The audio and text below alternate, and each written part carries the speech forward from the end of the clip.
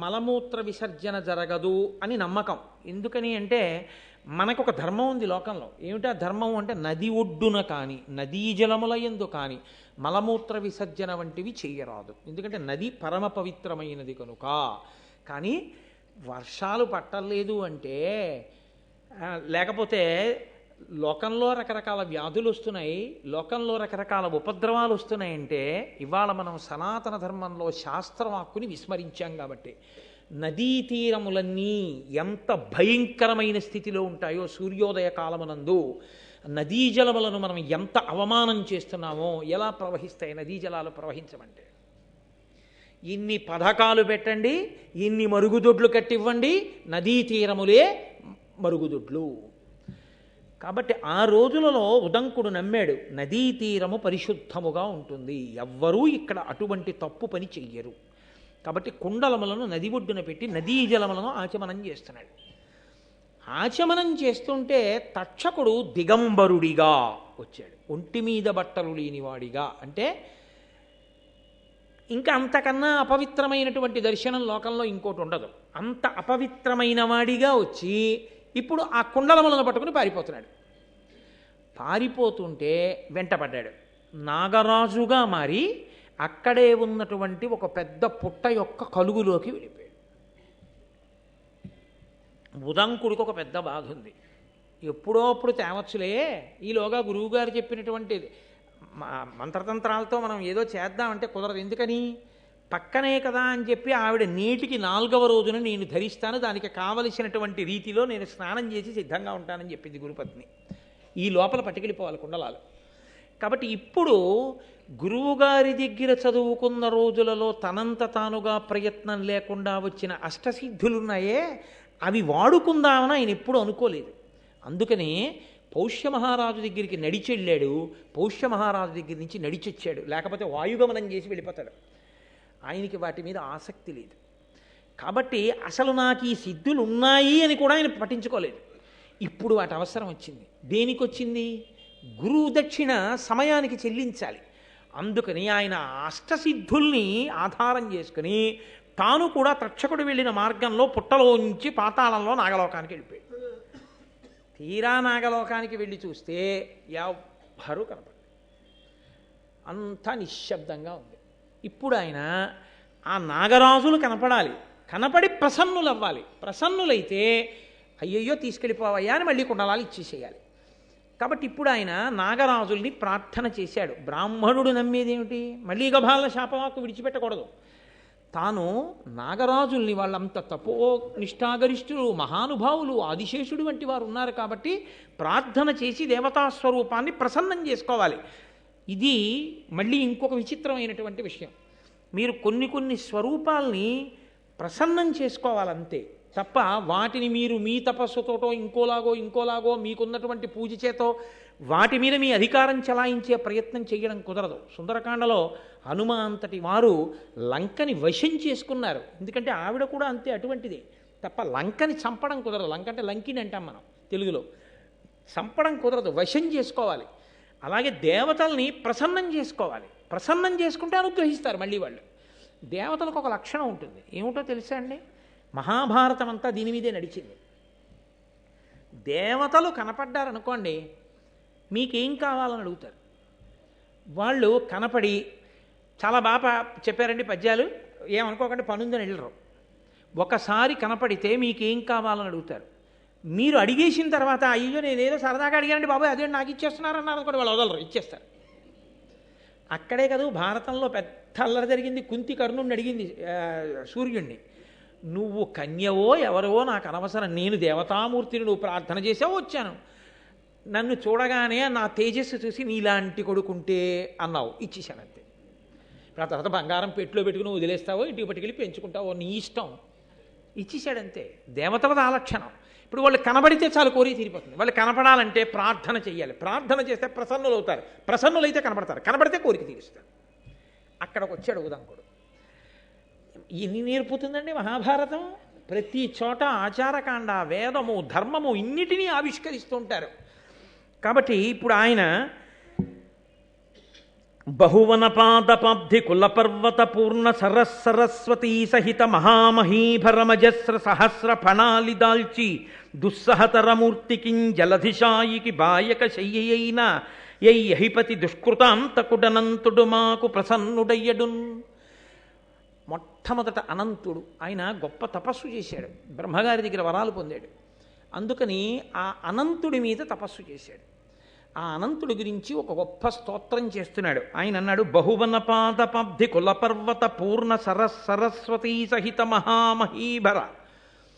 కులపర్వతాలతో, పెద్ద పెద్ద పర్వతాలతో, నదులతో, అరణ్యములతో, వనములతో ఉన్నటువంటి ఈ భూమినంతటినీ కూడా ఇంతటి బరువుని తన పడగల మీద మోసేటటువంటి ఆదిశేషుడెవరున్నాడో ఆయన ఈ భూమి భారాన్ని వహించడమే కాదు, ఇటువంటి బ్రహ్మాండములన్నిటినీ తన బొజ్జలో పెట్టుకున్నటువంటి శ్రీమన్నారాయణుడు పాలసముద్రంలో పడుకుని ఉండగా ఆయనకి శయ్యయ్యి ఆయనని కూడా వహించగలిగినటువంటి శక్తి కలిగిన ఆదిశేషుడు ఎవరున్నాడో, ఆ అనంతుడెవరున్నాడో ఆయన మాకు ప్రసన్నుడయ్యడున్. ఆదికవి కదండి నన్నయ్య గారు. అందుకని నన్నయ్య గారు ఆదికవిగా తర్వాత కవులకు శతక సాహిత్యంలో మకుటం పెట్టడం నేర్పారు. ఆ తరువాతి కాలంలో చేసినటువంటి శతకాలలో శ్రీకాళహస్తీశ్వర అంటూ దూర్జటి మొదలైన వాళ్ళు ఒకే పేరుతో మకుటం పెట్టి శతకాలు చేశారు. ఒకే మకుటంతో పద్యరచన ఆదికవిగా నన్నయ్య చేశారు. కాబట్టి అటువంటి ఆ శేషుడు మాకు అయ్యడుగాక. అరిది తపో విభూతి అమరారుల బాధలు వందకుండగా ఉరగుల నెల్లగాచిన మహోరగనాయకుడు ఆడానమచ్చురాసురమకుటాగ్రరత్న రుచి శోభిత పాదున కద్రినందనేశ్వరునకు భూషణంబయిన వాసుకి మాకు ప్రసన్నుడయ్యడున్. ఆయన ఏ జాతిలో పుట్టాడో ఆ నాగజాతి ఇబ్బందులు పడకుండా, దేవతల వలన రాక్షసుల వలన ఆపదలు రాకుండా గొప్ప తపస్సు చేసి దేవతల చేత రాక్షసుల చేత కూడా నమస్కరింపబడేటటువంటి లక్షణమున్నవాడు. దేవతలు రాక్షసులు కూడా నమస్కరిస్తుంటే ఇరువురి యొక్క తల్ల మీద అలంకారము చేయబడినటువంటి కిరీటములలో పొదగబడిన మణుల యొక్క కాంతుల చేత ప్రకాశించేటటువంటి పాదపద్మములు కలిగినటువంటి పరమేశ్వరునికి ఆభరణముగా భాషించేటటువంటి వాసుకి మాకు ప్రసన్నమయ్యడుగాక. ఇదొక చిత్రమైనటువంటి విషయం ఈ ప్రార్థనలో. తండ్రి అన్న మాటకు అర్థం ఉంటుంది. తండ్రికి 5 కొడుకులు ఉన్నారనుకోండి, ఒక ఆయన ఐఏఎస్, ఒక ఆయన ఐపీఎస్, ఒక ఆయన ఐఆర్ఎస్, ఒక ఆయన ఐఎఫ్ఎస్, ఒక ఆయన జేబు దొంగ. తండ్రి ఐఏఎస్, ఐఆర్ఎస్, ఐఎఫ్ఎస్, ఐపీఎస్లకే తండ్రా, జేబు దొంగకు కూడా తండ్రా? జేబు దొంగకి తండ్రి. నాన్నగారి షష్ఠి పూర్తికి 5 అక్కడికి వచ్చి నమస్కారం చేస్తారు. 5 బట్టలు పెడతారు. 5 జేబు దొంగతో సహా నాన్నగారండి మీరు తప్ప మాకు ఎవరున్నారండి అని నమస్కారం పెడతారు కదా. అంతేకాని లోకంలో వీడు నాకు కొడుకు కాడు నేను వదిలిపెట్టేశాను అనడం కుదరదిహ. కన్న తర్వాత తండ్రే, వాడు గుణవంతుడో గుణం లేనివాడో. ప్రపంచంలో ఇన్ని భూతములు ఉన్నాయంటే భూతములకన్నిటికీ తండ్రి ఈశ్వరుడే. జగత పితరౌ వందే పార్వతీ పరమేశ్వరౌ. మంచి వాళ్ళకి మాత్రమే ఈశ్వరుడు తండ్రి అండి, చెడ్డవాళ్ళకి తండ్రి కాడండి అనడానికి వీల్లేదు. తండ్రి శాసనం ఏమిటి? జేబు దొంగ ఉన్నాడనుకోండి, తండ్రికి నమస్కారం చేస్తున్నాడు అనుకోండి, జేబు దొంగలు నమస్కారం చేసేవాడండి ఆయన అని మీరు ఆయన్ని తిట్టారనుకోండి, ఒరే నువ్వు వెళ్ళరా కాసేపు కాకినాడ అన్నాడు అనుకోండి, ఏమైపోతాం మనం? మీకు ఆయన ఏం ఉపకారం చేయగలడు? రే ఇలాగే కూర్చోను కాసేపు అన్నాడు అనుకోండి. ఇప్పుడు తండ్రి గారి మాటకి వశవర్తియే ఆ జేబు దొంగ అలాగే కూర్చున్నాడు అనుకోండి, నువ్వు ఎక్కడికి వెళ్ళకు, మీ అమ్మ ఇక్కడే పెడుతుంది భోజనం చేసి అంటే ఇక్కడే భోజనం చేసి ఇక్కడే పడుకోను అన్నాడు అనుకోండి. కాకినాడలో ఆ రోజు 1 తారీఖు జీతాలన్నీ జేబులో పెట్టుకెళ్ళే వాళ్ళ జీతాలన్నీ ఇంటికి ఎడతాయా? వెళ్ళవా? వెళ్ళిపోతాయి కదా. 1వ తారీఖు ఒక్కరోజు ఆయన వదిలేశాడు అనుకోండి, వెళ్ళరా నువ్వు కాకినాడ అన్నాడు అనుకోండి, ఆ నెలలో జీతాలు ఇంటికి పట్టుకెళ్ళిన వాళ్ళు ఎవరు ఉండరు కాదు, వాడు ఒక్కడే పడిపోతాడు అన్ని జీతాలు ఉద్యోగం చేయకుండా. పరమేశ్వరుడి దగ్గర రాక్షసులు వశవర్తులైతే మనకు అదృష్టం. ఎందుకో తెలుసా అండి? భగవద్భక్తులైన చూసావా వాడు రోజు నాకు నమస్కారం చేస్తాడు, ఒరే నువ్వు వాడి జేబు వంక చూశావో అంటాడు శివుడు. నాన్నగారని వాడి జోలికి వెళ్ళండి ఏంటంటే. కాబట్టి రాక్షసులు దేవతలు కూడా తండ్రి పరమేశ్వరుడికే నమస్కరిస్తారంతే. కాబట్టి ఆయన భూతములను అణిచిపెట్టి భక్తుల్ని కాపాడుతుంటాడు. ఇది తత్వాన్ని ఆవిష్కరించడం పద్యంలో. అటువంటి పరమేశ్వరుడికి ఆభరణమైన వాడు వాసుకి. కేవలం పరమేశ్వరుడు అంటే శక్తి సహితుణ్ణి చేయడం ఎలా? అందం చూడండి ఆ పద్యంలో. కాబట్టి అద్రినందనేశ్వరునకు, అద్రినందన అంటే పర్వతరాజపుత్రి పార్వతి, పార్వతికి ఈశ్వరుడు కాబట్టి పరమేశ్వరుడు. ఆయన పార్వతీపతి అన్నప్పుడు అమ్మవారు కూడా కలిసింది వచ్చి. కాబట్టి అద్రినందనేశ్వరునకు భూషణంబైన వాసుకి మాకు ప్రసన్నమయ్యడున్. అటువంటి వాసుకి ఎవరున్నారో ఆయన మాకు ప్రసన్నమగుగాక అని ప్రార్థన చేశారు. చేసి దేవమనుష్యలోకముల ద్రిమ్మరుచున్ విపుల ప్రతాప సంభావిత శక్తి శౌర్యులు అపార విశోత్కట కోప విస్ఫురత్పావక తాపితాకిల విపక్షులునైన మహానుభావులు ఐరావత కోటి ఘోర పణిరాజులు మాకు ప్రసన్నులయ్యడున్. దేవమనుష్యలోకముల ద్రిమ్మరుచున్ విపుల ప్రతాప సంభావిత శక్తి శౌర్యులు అపార విశోత్కట కోప విస్ఫురత్ పావక తాపితాఖిల విపక్షులునైనా. ఎంత పెద్ద సమాసాలు వేశారో చూడండి. దేవలోకంలో మనుష్యలోకంలో అంతటా తిరుగుతూ అపారమైన కోపంతో ఉంటూ తమ యొక్క విషం చేత దేన్నైనా కాల్చేయగలిగినటువంటి శక్తి కలిగిన వాళ్ళై మహానుభావులై ఐరావత వంశంలో జన్మించినటువంటి నాగులన్నీ కూడా మాకు ప్రసన్నమయ్యడున్, వాళ్ళు మాకు ప్రసన్నమయ్యడుగాక. గోత్ర మహామహీధర నికుంజములన్ విపినంబులన్ గురుక్షేత్రమునన్ ప్రకామగతి ఖేలన నొప్పి సహాశ్వసేనుడై ధాత్రి పరిభ్రమించు బలదర్ప పరాక్రమ దక్షుడిక్షణ శ్రోత్ర విభుండు తక్షకుడు శూరుడు మాకు ప్రసన్నుడయ్యడున్ అని తక్షకుడి మీద స్తోత్రం చేస్తున్నారు. గోత్ర మహామహీధర నికుంజములన్ విపినంబులన్ గురుక్షేత్రమునన్, పెద్ద పెద్ద పర్వతాల దగ్గర పుట్టలలో తిరిగేటటువంటి లక్షణమున్నటువంటి తక్షకుడు కన్ను చెవి రెండింటి యొక్క శక్తి ఒక ఇంద్రియమునందే పెట్టుకుని ఉన్నవాడు. అంటే చూస్తుంటే విననివాడు, వింటుంటే చూడనివాడు. రెండు ఇంద్రియముల శక్తి ఒక ఇంద్రియంలోనే ఉంటుంది. చూస్తున్నప్పుడు ఇంకా వినపడదు, వింటున్నప్పుడు కనపడదు. అలా రెండు ఇంద్రియముల శక్తి ఒక ఇంద్రియములో కలిగినటువంటి వాడు. అందుకని ఈక్షణ శ్రోత్ర విభుండు తక్షకుడు శూరుడు మాకు ప్రసన్నుడయ్యడున్. ఆ శూరుడైనటువంటి తక్షకుడు మాకు ప్రసన్నమయ్యడుగాక అని ఆ నాగులను ఉద్దేశించి ఈ స్తోత్రం చేశారు.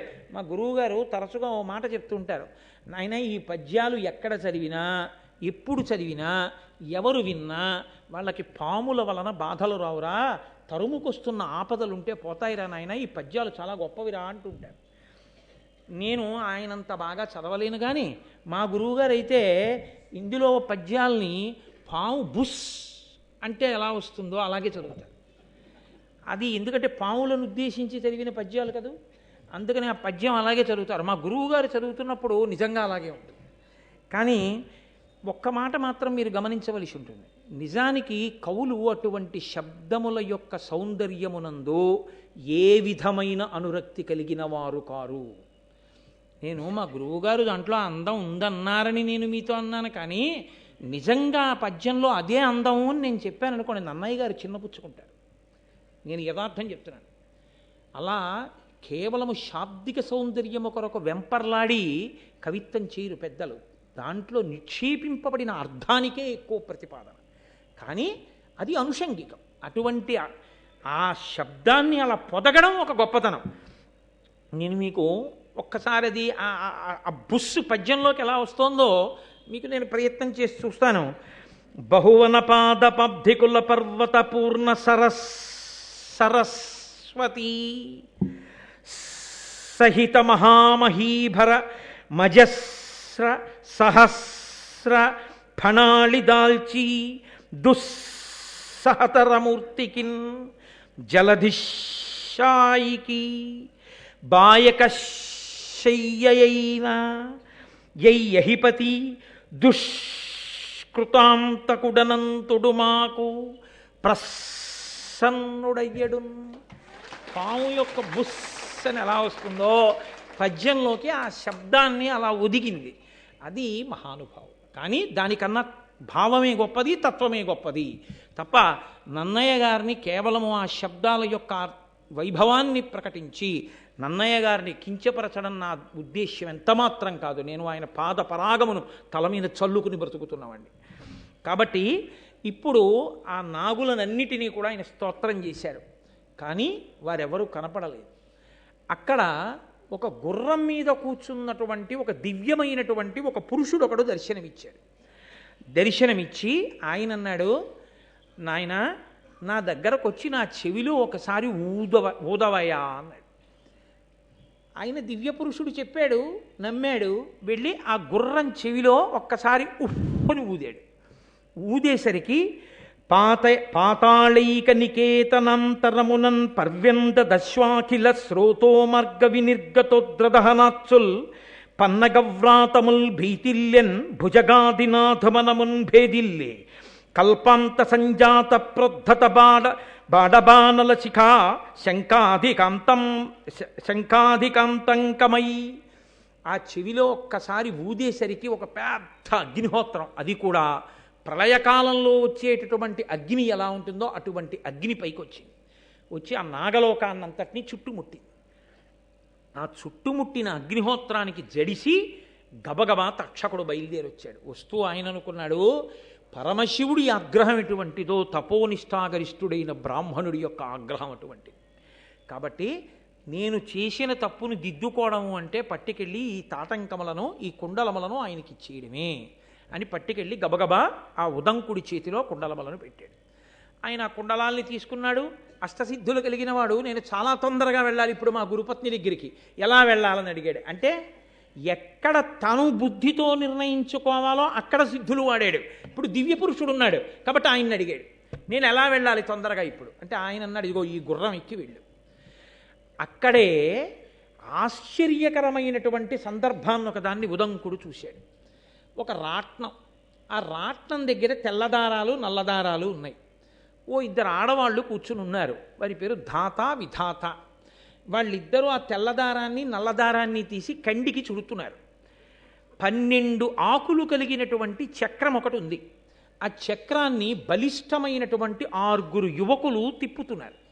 ఆ తిప్పుతున్నటువంటి సన్నివేశాన్ని చూశాడు ఆయన ఆ నాగలోకానికి వెళ్ళినప్పుడు. ఇప్పుడు ఆ గుర్రం మీద ఉన్న దివ్య పురుషుడు అన్నాడు, నువ్వు ఈ గుర్రం ఎక్కి వెళ్ళిపో అన్నాడు. వెంటనే ఆ గుర్రం ఎక్కి కూర్చున్నాడు, సంకల్పం చేశాడు. అది గురువుగారి భార్య దగ్గర ఉంది.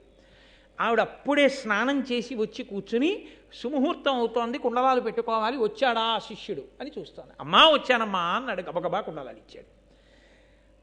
గురుపత్ని ఆ కుండలాలు పెట్టుకుంది. గురువుగారు గురుదక్షిణ ఇచ్చాను, నాకు ఎంతో సంతోషంగా ఉంది. ఇస్తే సంతోషిస్తారని గురువుగారు కాదు, ఇచ్చి నేను సార్థకత పొందాను. ఆ చదువుకు ఒక సార్థకత కలిగింది ఇప్పుడు. కాబట్టి నేను పరమ సంతోషాన్ని పొందాను. కానీ గురువుగారు నాకు ఒక్క అనుమానం. నేను ఆ నాగలోకానికి వెళ్ళినప్పుడు నాకు అక్కడ ఒక పెద్ద రాట్నం కనపడింది. 2 యువతులు కనపడ్డారు. తెల్లదారాలు నల్లదారాలు కనపడ్డాయి. అక్కడ ఉండేటటువంటి ఆ యువతులు తెల్లదారాన్ని నల్లదారాన్ని తీర్చి ఆ కండికి అమరుస్తున్నారు. 12 ఆకుల చక్రం ఉంది. 6 బలిష్టమైన యువకులు చక్రాన్ని తిప్పుతున్నారు. అక్కడ గుర్రం మీద ఒక పురుషుడు కూర్చుని ఉన్నాడు. వెళ్ళేటప్పుడు ఒక దివ్య పురుషుడు గుర్రం మీద ఒక ఎద్దు మీద కూర్చుని కనపడి నా చేత పేడ తినిపించాడు. ఇవన్నీ ఏమిటో మీ దగ్గర తెలుసుకుందామని ఉంది గురువుగారు. అప్పటికి వాళ్ళు దివ్య పురుషులు కాబట్టి నేను చూసి వచ్చేసాను. గురువుగారిని అడిగి తెలుసుకుందామని. అవన్నీ ఏమిటి అని అడిగాడు. అయితే గురువుగారు నేను చూసి వచ్చానని నేనేం చెప్తాను రానలేదు. పైలుడు అలవోకగా దాన్ని విడమర్చాడు. ఆయన అన్నాడు, అపురుషుండింద్రుడు అయ్యుక్షమైరావతంబు గోమయమృతంబు నాగభువనంబులోగన్న పొలతులిద్దరూ ధాతయును విధాతయు వారి అనువయించు సిత కృష్ణ తంతు రాజిత తంత్రమది అహోరాత్రంబు 12 గలుగు చక్రంబు మాసాత్మ సంవత్సరంబు కుమారులయ్యార్వురు మహిత ఋతువులు అత్తురంగమగ్ని అపురుషుండు పర్జన్యుడు ఇంద్రసఖుడు సన్మునీంద్ర ఆది నింద్రుగాంచి అమృతాశివకుటని కభిమతార్థ సిద్ధి అయ్యనయ్యా. ఆయన అన్నాడు, గురువుగారు నువ్వు గురువుని సేవించావు కదరా, గురువుగారి మీద నమ్మకం పెట్టుకున్నావుగా, గురుదక్షిణ కట్టాలని కదూ వెడుతున్నావు నువ్వు. గురుపత్ని అడిగింది అని బయలుదేరావు. నీ యొక్క చిత్తశుద్ధికి మెచ్చుకున్నారు దేవతలు. మెచ్చుకుని అటువంటి కుండలములను తీసుకురావడానికి నీకు ఒక గొప్ప శక్తినివ్వడానికి దేవేంద్రుడు మాయావేషంలో దివ్య పురుషుడిగా ఐరావతాన్ని ఎద్దుగా మార్చుకుని ఎద్దు మీద కూర్చున్నట్లు నీకు కనపడ్డాడు. ఆయన దేవేంద్రుడు. ఆ ఎద్దు పేడ వేసిందే అది పేడ కాదు, అమృతం. నీతోటి అమృతాన్ని తినిపించాడు దేవేంద్రుడు. దాని శక్తి వలన నువ్వు ఆ కుండలములను గ్రహించగలిగావు. అంత మహాపతివ్రత పెట్టుకున్న కుండలములను చేత పట్టుకోవాలంటే నువ్వు అమృతాన్ని తాగినవాడవై ఉండాలి. కాబట్టి ఆ కుండలములను పుచ్చుకున్నావు. పుచ్చుకుని నువ్వు వస్తున్నప్పుడు తక్షకుడు వాటిని తీసుకుపోయాడు. నువ్వు నాగలోకానికి వెళ్ళావు. అక్కడ ఒక పెద్ద రాట్నం కనపడింది. ఆ రాట్నం దగ్గర ఇద్దరు స్త్రీలు కూర్చున్నారు. వారు ధాత విధాత. ధాత అన్న శబ్దానికి అర్థం ఏమిటంటే మళ్ళీ మళ్ళీ మళ్ళీ మళ్ళీ ఈ లోకములో ప్రాణులను సృజించేటటువంటి ఈశ్వరుని యొక్క ఒక స్వరూపమునకు ధాత అని పేరు. ఆ ఈశ్వరుడే ధాతగా ఉన్నప్పుడు ప్రాణులను సృజిస్తూ ఉంటాడు. ఆయన పని ఏమిటంటే చాలా చమత్కారమైనటువంటి పని చేస్తూ ఉంటాడు. జీవుడు మనసులో ఏ సంకల్పం చేస్తున్నాడు, ఏం చేస్తున్నాడు అన్నది రాసుకుంటూ ఉంటాడు. రాసుకుని ఆ కర్మ ఫలితాన్ని అనుభవించడానికి మళ్ళీ ఇంకో కొత్త శరీరాన్ని ఇస్తూ ఉంటాడు. మళ్ళీ పుట్టిస్తూ ఉంటాడు. మళ్ళీ కర్మ చేసిందంతా వ్రాసుకుంటూ ఉంటాడు. ఇదంతా చేసేటటువంటి వాడు ధాత. చేసిన కర్మకి ఫలితాన్ని ఇచ్చేటప్పుడు ఇదిగో ఈ పాపం చేశావు, ఈ ఫలితం అనుభవించు, ఈ పుణ్యం చేశావు, ఈ ఫలితం అనుభవించు. ఆ ఫలితమును అనుభవించడం చేత పాపం పోతుంది, పుణ్యం పోతుంది. మళ్ళీ చేసుకుంటూ పోయావా మళ్ళీ నీ ఖాతాలోకి వస్తాయి, నీ ఇష్టం అని పాపపుణ్యములను కర్మరూపంలో అనుభవింపచేసేటటువంటి ఈశ్వరుని యొక్క శక్తి స్వరూపమునకు విధాత అని పేరు. కాబట్టి ఆ ఈశ్వరుడే ధాత విధాతలుగా నీకు సృష్టికర్తగా, స్థితికర్తగా, తదనంతర ప్రళయకర్తానంతర సృష్టిగా, ప్రళయం చేసిన తరువాత జరిగే సృష్టిగా, మూడు మూర్తులుగా తిరిగేటటువంటి ఈశ్వర రూపము రెండుగా నీకు అక్కడ కనపడింది. వాళ్ళు తెల్లదారములు నల్లదారములు పట్టుకున్నారు. అవే అహోరాత్రములు. కాలముగా ఈశ్వరుడు తిప్పుతూ ఉంటాడు ఈ లోకాన్నంతటినీ. ఆ కాలములో తెల్లగా ఉన్న దారాలన్నీ పగళ్ళు, నల్లగా ఉన్న దారాలన్నీ రాత్రులు. ఈ తెల్లదారం నల్లదారం కండికి పెట్టినప్పుడు పటలము, ఆ కండికి పెట్టి తిప్పితే వస్త్రం వస్తుంది. 6 పురుషులు తిప్పుతున్నారు దాన్ని, 12 ఆకుల చక్రాన్ని. ఆ 12 ఆకుల చక్రమే 12 నెలలు కలిగినటువంటి సంవత్సరం. కాలంలో సంవత్సరము ఒక ప్రమాణం, ఉపాసన కొరకు కూడా. ఉత్తరాయణం దక్షిణాయనంగా మారుతుంది ఉపాసనలో. 12 నెలలు కలిగినటువంటి సంవత్సరం ఒక చక్రంగా. దాన్ని తిప్పే 6 పురుషులు ఆ కాలమునందు ప్రకృతిలో వచ్చేటటువంటి ప్రబలమైనటువంటి మార్పుని వ్యక్తీకరించేటటువంటి ఋతువు. ప్రకృతిలో మార్పు వస్తుంది కాలంలో. మొట్టమొదట వసంత ఋతువు, వసంత ఋతువు తర్వాత మనకి గ్రీష్మ ఋతువు, గ్రీష్మ ఋతువు తర్వాత వర్ష ఋతువు, వర్ష ఋతువు తర్వాత శరదృతువు, శరదృతువు తర్వాత హేమంత ఋతువు, హేమంత ఋతువు తర్వాత శిశిర ఋతువు, మళ్ళీ వసంత ఋతువు. ఇలా 6 ఋతువులుగా కాలం మారుతూ ఉంటుంది. ఇలా 6 ఋతువులుగా ప్రకృతిలో వచ్చేటటువంటి మార్పులను వ్యక్తీకరించేటటువంటి ఋతువులే ఆ 12 నెలలను తిప్పేటటువంటి ఆ ఋతువులు. అక్కడ బలిష్టమైనటువంటి యువకులుగా ఉండి చక్రాన్ని తిప్పుతున్నారు. ఆ తయారవుతున్న పటలమున్నదే అదే వస్త్రము. బట్ట తెలుస్తుంది, బట్ట లోపలి దారములు తెలియబడవు. మాయచేత సంసారమునందుంటాడు, బ్రహ్మము తెలియదు. సంసారమునందు పడి కొట్టుమిట్టులాడుతుంటాడు. ఆ ఈశ్వరుడే ఈ ప్రణాళికనంతటినీ నిర్వహణ చేస్తున్నాడు. అందరికీ కనపడేది ఈ సంవత్సరం తెలుస్తుంది, నెల తెలుస్తుంది, ఋతువు తెలుస్తుంది, చలి తెలుస్తుంది, ఆకులు రాలిపోవడం తెలుస్తుంది, వసంత ఋతువు తెలుస్తుంది, వర్షాలు పడ్డం తెలుస్తుంది, ఎండ గ్రీష్మం తెలుస్తుంది. కానీ నాయనా, నీవు గురువులకు చేసిన పరిచర్య వలన కాలాత్మకముగా ఉన్నటువంటి ఈశ్వర స్వరూపము స్థూలమైనటువంటి వ్యక్తులుగా నీకు దర్శనమైంది. కాలముగా ఏది దర్శనము కాదో అది నీకు పరమాత్మగా దర్శనమిచ్చాడు. అమృతాన్ని నీ చేత భుజింపచేశాడు. దీనికంతటికీ కారణం నీవు గురువులకు చేసిన శుశ్రూష, నువ్వు చదువుకున్న చదువు. ఈ 2 సిద్ధి పొందడమే నీకు శ్రీమన్నారాయణ దర్శనం కాలాత్మకంగా అయింది. నీవి భాగ్యవంతుడివిరా, అమృతాన్ని తిన్నామన్నారు. ఆ కాలగణనమే 9 రకాలుగా చేసుకుంటూ ఉంటాం మనం. ఎందుకని అంటే ఈశ్వర స్వరూపాన్ని కాలమునందు చూడడం మనకి చేతకాక ఆ కాలమును 9 రకాలుగా లెక్క పెట్టుకుంటూ ఉంటాం. బ్రహ్మ, దివ్య, పైతృ, ప్రాజాపత్య, బాహ్యస్వత్య, సౌర, సావన, చంద్ర, నక్షత్ర అని 9 మానములు. 9 మానములతో లెక్క పెడుతుంటాం. ఇందులో కొన్ని ఊర్ధ్వలోకాల్లో ఉండేవి, కొన్ని భూలోకంలో ఉండేవి. ఇటువంటి మానవుల చేత కాలాన్ని లెక్క పెడుతుంటారు. ఈ కాలాన్ని లెక్క పెట్టేటప్పుడు అదిగో నీకు కనపడిన గుర్రం మీద కూర్చున్నటువంటి దివ్య పురుషుడుగా కనపడ్డాడే, ఆ గుర్రమునకు అశ్వము అని సంస్కృతంలో పేరు. అశ్వము అన్న మాటకు అర్థం ఏమిటంటే గమనము చేత వ్యాప్తిని పొందునది అని. అశ్వ శబ్దము గమనము చేత మనం ఏం చేస్తామంటే ఇక్కడ విడిచి ఇంకొక చోటుకి వెళ్ళిపోతాం. ఇప్పుడు నేను ఇక్కడి నుంచి వేదిక దిగిపోయాను అనుకోండి, ఇక నేను వేదిక మీద ఉండను. నేను వేదిక మీదకి ఎక్కేశాను అనుకోండి, నేను వేదిక కింద ఉండను. అశ్వశబ్దానికి అర్థం ఏమిటంటే గమనము చేత వ్యాప్తి పొందుతూ ఉంటుంది. అంటే తాను ఎక్కడికి వెడుతోందో అక్కడక్కడ తాను వ్యాపిస్తూ ఉంటుంది. భూత భవిష్యత్ వర్తమాన అన్న 3 పేర్లతో ఉన్న ఒక కాలమే అలా 3గా కదులుతూ ఉంటుంది. ఈ కదలడంలో ఈశ్వరుడు వ్యాప్తి చెందుతుంటాడు. ఈ వ్యాప్తి చెందేటటువంటి ఈశ్వరుని యొక్క తత్వము ఎవ్వరికీ కంటికి కనపడదు. కంటికి కనపడని కాలమునందు వ్యాప్తి చెందగలిగిన ఈశ్వరుని యొక్క తత్వము గుర్రం రూపంలో నీకు దర్శనమైంది. నువ్వు భాగ్యవంతుడవు. అదిగో దాని మీద కూర్చున్నాడే ఆయనే అగ్ని, ఆయనే పర్జన్యుడు. ఆ గుర్రము అశ్వస్వరూపంగా ఉన్నటువంటి అగ్నిహోత్రుడు. అగ్ని అంటే మనం అగ్నిని ఆరాధన చేస్తాం.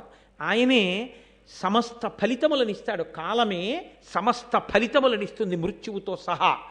అదిగో దాని మీద కూర్చున్నవాడు పర్జన్యుడు, ఇంద్రసఖుడు. ఆయన వర్షాన్ని కురిపిస్తాడు, లోకక్షేమాన్నంతటినీ చూస్తాడు, స్థితికారుడై శ్రీ మహావిష్ణువుగా ప్రవర్తిస్తాడు. అటువంటి అపురూప దర్శనం నీకు కలిగింది. అందుకే ఈశ్వర వ్యాప్తి చేత భయపడినటువంటి ఆ తక్షకుడు నీకు దర్శనమిచ్చి కుండలములను నీకు ఇచ్చాడు.